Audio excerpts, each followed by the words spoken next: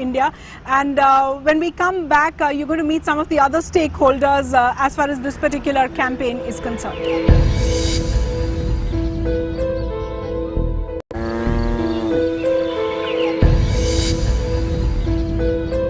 Welcome back. You're watching Clean Up India, the CNN-IBN campaign that's putting health and sanitation in focus. Now, just the way our Indian cities are growing, many would say it's essentially a paradigm of growth that's unsustainable. Our systems are simply not being able to cope with the amount of waste we are generating. So does the civil society, does the government, do the NGOs, does the corporate indeed have a role when it comes to these issues? And if so, what really is this role? Joining me in this segment is a very prolific panel. I'm being joined by Rohini Nilekani. She's the founder chairperson of Aragyam, a foundation she set up with her personal wealth to work on issues of water and sanitation. I'm also being joined by Kiran Majumdar Shaw, the chairman and managing director of Biocon, also the head of BPAC, the Bangalore Political Action Committee. Rajeev Kher of Seraplast is joining me from Pune. It's a company that sets up and maintains portable toilets. And finally, Urvashi Prasad is also here on the panel. She has a great body of work as far as this sector is concerned, and she's currently doing research on water, sanitation and hygiene education initiatives in collaboration with central and state government. Kiran Majumdar Shaw, I'd like to begin with you, because we all remember it was a festering civic issue, those mounds of garbage lying on Bangalore's roads and the inertia that the civic administration displayed that led many like you to set up BPAC to try and influence politics and governance. My question is, at the end of all of this, do you believe it's been a successful model, and what's your learning been? Well, I must confess it hasn't succeeded to the extent we wanted it to, because I think the efforts are very half-hearted. I think generally speaking, most municipal corporations have a sort of a knee-jerk reaction to crises like this that we faced in the past. And I think basically there needs to be a much more serious understanding of what waste, garbage, or the lack of managing garbage and waste creates in terms of health hazards, in terms of epidemics, in terms of general, deterioration in health across civic society. So I think that's what really is the recognition we need. At the end of it, we look often at water or waste management issues really as the government's business, so to speak. And any initiative like yours, and I'm sure perhaps BPAC would have experienced it at some point in time, that governments can tire you out. First and foremost, the government does control a lot of waste collection and waste disposal. And unless we basically, engage with the government on both these aspects, there's very little we can do. So right now, as a civic organization, BPAC has decided that it will confine itself to waste management where the government is involved in a minimal way. Kiran Majumdar Shaw, at the start of the show, one of the panelists here in Delhi spoke about how our lakes, our rivers are actually becoming like drains.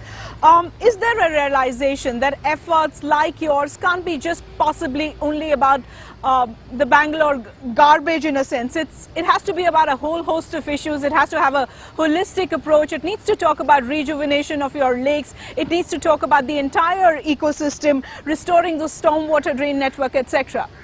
Well, what we have seen is that there are a lot of small efforts, engaged in by, parts of civic society, by individuals, by corporates. So all this is really sort of bringing some attention on the need for restoring our lakes, cleaning up our water bodies. But there needs to be a political will to take this to a much greater extent. I think there is a lot to be done. But you cannot rely on private sector to do all of this. Okay, let me now bring in Urvashi and Rajeev here. The two are connected in a sense because Urvashi helped Seraplast and Rajeev design an innovative slum sanitation project. And one realizes sanitation is an unkind world in a sense. But Rajeev, my question is portable toilets versus fixed toilets, or portable toilets replacing fixed toilets. I'm guessing that's really not going to happen. Right. So what we're doing actually is that we're getting people used to a toilet, and our scope is for temporary for migrant labor, and it's in places where toilets can't be built. So when you can't build a toilet, they rather use a portable toilet than use the outdoors. And we don't believe that a portable toilet can replace a fixed toilet, but it definitely is a great interim measure to protect people, and also for the environment, and as well as for the safety and dignity of people. You know, whether portable or fixed toilets, I think one thing is for certain, that water and sanitation need to go hand in hand. So in some ways, providing a toilet is simply half the job done. Yes. Yes, I completely agree with you. I mean, building a toilet is only half the job done. You need to have a proper mechanism where the waste is evacuated, the waste is disposed of properly. So a portable toilet is great to start with. I mean, you put a portable toilet, and we have these evacuation trucks which are specially designed to automatically evacuate the waste and disposes of into a sewage treatment plant where it can be treated properly, and it doesn't go out into the open. So a portable toilet is a solution for one part of it, and then you have a restroom which is built up for another part of it, and then of course you have the waste mechanisms. You know, in congested areas are different, where they have drain lines it's different. So you know, you need to look at different types of products for the entire the urban areas. You know, it's interesting you say that, Rajeev, and Urvashi, I want you to respond to that, because whether it's rural or the urban poor, people have different challenges and very conflicting priorities. We may actually enter a slum space thinking sanitation may be the big issue, but people's requirements in that area may be very different. For instance, clean drinking water. Yeah, you're absolutely right, because often, you know, we go into communities and we go in with a sanitation project or a water project, and that's not the greatest perceived need in that community. Until we really address what they believe is their greatest need, we're certainly not going to get adoption of other services. So what we've done in such cases is we've tried to involve multiple stakeholders. So we definitely work with the local governments, because they are an absolutely critical stakeholder. But we also work with the NGOs, we work with private enterprises, and we try to put together a multi-stakeholder collaboration in that area, which can address the very diverse needs that people have. Because no one organization or even the government can necessarily address people's varying needs all by themselves. You know, this government has a 2019 target of Swachh Bharat. My question is, what do you believe this government could do where the others have faltered, especially when it comes, let's say, to the allocation of funds? You know, I think the government schemes in terms of, you know, what they state on paper are very comprehensive. They allocate a lot of funds to sanitation. They prioritize girls when it comes to sanitation. So they make all the right noises on paper. I think in a country like India, which has so much scale, so much diversity, they do face a lot of problems when they're trying to implement these schemes. And I think what needs to really be strengthened is the monitoring of these schemes to ensure that the allocated funds are actually spent on what they're supposed to be spent on. And the toilets, if they are constructed, they are functional, because I've myself seen toilets which are used as go-downs or storage spaces. People just don't use those toilets. They are either so dirty or so poorly constructed. So I think the intent of the government is very much there, but they do need to strengthen their monitoring, especially at all levels, to ensure that there's accountability in the system. You know, before I bring in Rohini into the panel, Urvashi, one last question to you, and I'm quoting one of the panelists here in Delhi who said, toilet construction versus toilet use, very different things. I think there's an increasing realization that infrastructure on its own is not enough, and I think that itself has taken a long time, because even today, you know, governments, when they report on indicators, it's all about number of toilets constructed or number of water facilities installed. So I think that realization is coming quite slowly, that actually the most important part is getting people to use those toilets and getting them to change their behaviors. So I think there are organizations, there are NGOs, there are even some local governments which are very proactive, which have been able to bring about this change slowly over a period of time. But I must say it's been a very slow journey, and I really think this realization needs to come in a much stronger way, that just providing toilets or just sanctioning toilets or sanctioning facilities is really not going to get us where we want to get to. Okay, let me bring in Rohini Nilekani into this panel. Rohi, we'd all love to get a sense of the kind of projects that your organization is funding, the low-cost innovative projects that are being funded in the water and sanitation space. I think one very satisfying thing is that the demand for sanitation across India has really picked up for various reasons. People have understood the connect between sanitation and their own health, public health. So the demand is rising very rapidly. So we are at a well poised to take advantage of that demand and convert it into real usage of toilets and of course appropriate hygiene behavior along with it. So recently, for example, working with the government of Karnataka in a district called Davangere, we have set up a special innovative pilot on behavior change communication.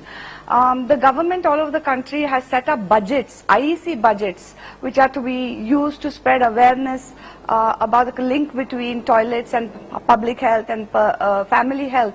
But those budgets sometimes remain unused because of a lack of a systematic approach to creating that awareness.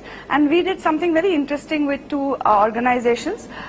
We did a district-wide campaign, which now hopefully will be picked up across the state, using government's own budget and of course some of our money to get people to be in a very short burst.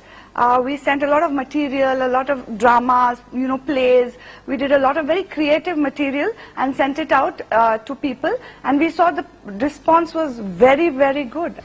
Rohini, this has come up really very often now. Many are saying that a lot of success of any long-term sanitation project is really going to be behavior. Is there a sense that you're getting from your partner organizations about there being a rural versus urban divide as far as this is concerned? I think obviously because in the people who don't have access to sanitation in cities are usually in densely populated slums, very clearly the demand there is very different. And if we can figure out, sometimes there it's really a problem of space. So you need to figure out much more community-based, community toilets and things. And we tried that quite successfully in a small town called Mulbagal. So yes, in some sense, the rural and urban demand is different. In rural areas, we still have a very deep-rooted sense that, especially among males, that it's much safer and better to go outdoors. So there is, I think, a slight difference there. Rohini, in conclusion, I want to put the same question to you that I put to Kiran Majumdar Shaw at the start of this segment, perhaps in a different way. The water ecosystem is heavily subsidized by the state. The polluters are many, industries, corporate, the individual as well. But any answer to this problem really has to be a holistic one with everyone actually contributing in equal measures. Now, the government really has set up a target of 2019. Do you believe it's a target that's fraught with challenges and an unrealistic one?